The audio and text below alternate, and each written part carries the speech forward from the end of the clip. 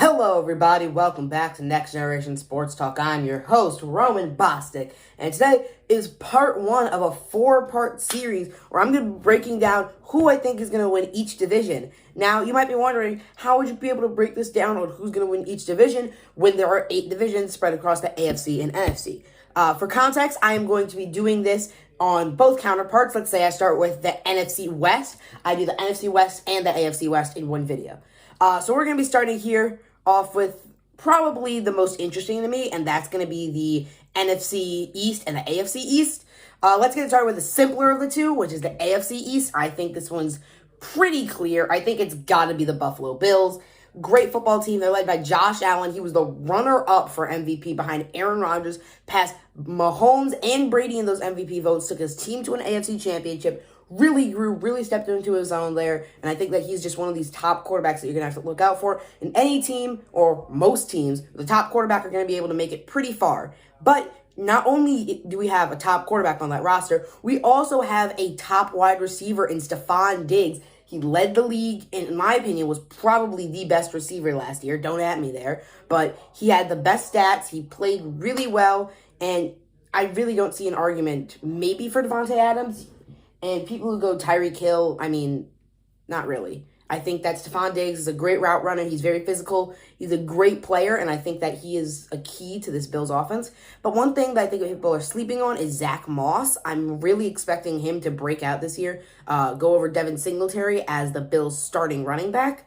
But let's quickly talk about their record. What games are they going to win? What games are they going to lose? I think the Bills will win the division at a record of 13-4. I think they'll drop games to the Titans. I think they'll drop a game to the Chiefs. I think they'll drop a game to the Bucks. And I think they'll get upset by either the football team or the Dolphins at least once. The Dolphins are a team that could probably do pretty good, make the playoffs on a wild card. But I think that really most likely you're going to lose to the football team. That's going to put them at a record of 13-4 with the extended season. And I think that's good enough to win the division.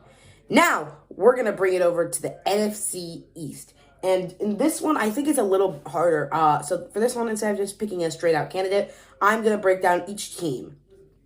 Now, the Cowboys, I don't think you're going to make it. I don't think this defense is ready. It's too young, too raw, too inexperienced. They don't have enough cohesiveness. You can throw together some of the NFL's top players on a team, and no doubt they'll do good, but they also need to have cohesiveness. That's what has to happen. Teamwork. Let's say I throw together Tom Brady, Travis Kelce, and Davante Adams on one team. Sounds like a super team, right? Now, imagine they don't get to play with each other at all in training camp. Don't get to interact with each other. Don't get to talk to each other. Now, it's the Super Bowl. It's the biggest play of the game. They've never been able to play all together because of injuries and COVID and blah, blah, blah.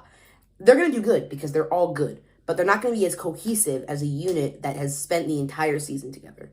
And I think that's really going to be the downfall of the Cowboys. They have so many new people. They have Dak Prescott, who is coming back, and a lot of these rookies haven't even played with Prescott. They've got Keanu Neal, who's trying to move to linebacker. They've got Micah Parsons. I mean, they've got some pieces, but I don't think this defense is just going to be ready. Now, we're going to talk about the Eagles, and I think the Eagles are going to be terrible. I think they're a candidate for one of the worst teams in the league this year, if I'm being completely real with you. Jalen Hurts is great. I think that he has the potential to break out, be one of the better quarterbacks in the league. But who else do they have? Devonta Smith, you're putting your bet on an Eagles rookie wide receiver. When has that ever in the history of the Eagles worked out? Just think about it. Past 5 years, name me the best Eagles receiver that they've drafted. You can't. But there's obviously some great players on the team like Miles Sanders, Fletcher Cox. I don't think that Darius Slay is going to provide as much of an impact as everybody expected. I do not think that Miles Sanders is going to do well due to injuries. Jalen Hurts is raw, and I just don't think the Eagles are going to do good. I see them placing last in the division.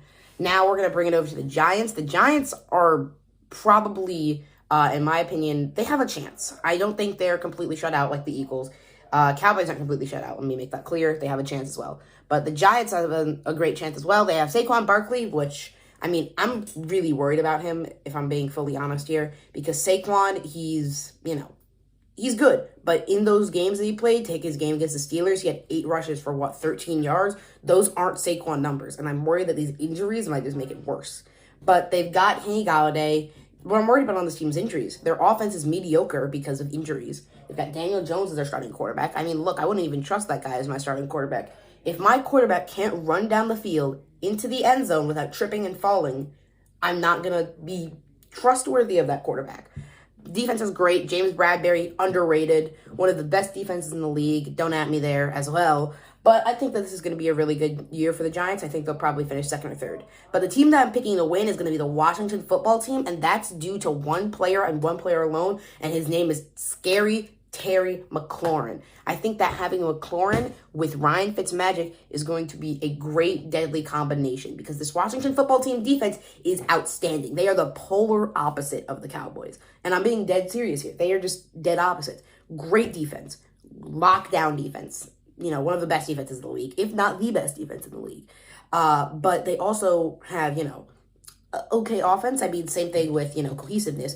But, Ryan Fitzpatrick, he has been on so many different NFL teams through his entire career. I'm sure he'll figure out a way to work well with such weapons like Scary Terry McLaurin, Curtis Samuel. They have Antonio Gibson, great running back core. J.D. McKissic at the backfield is going to be really helpful. And they have a really good O-line. Brandon Sheriff, great. Chase Rollier, great center there. I think that this team is going to be pretty good, and I think that the football team is going to come out on top in the NFC East. However, that's going to do it for part 1 of this 4-part series. My name has been Roman Bostic with Next Generation Sports Talk, and we will see you guys next time after this.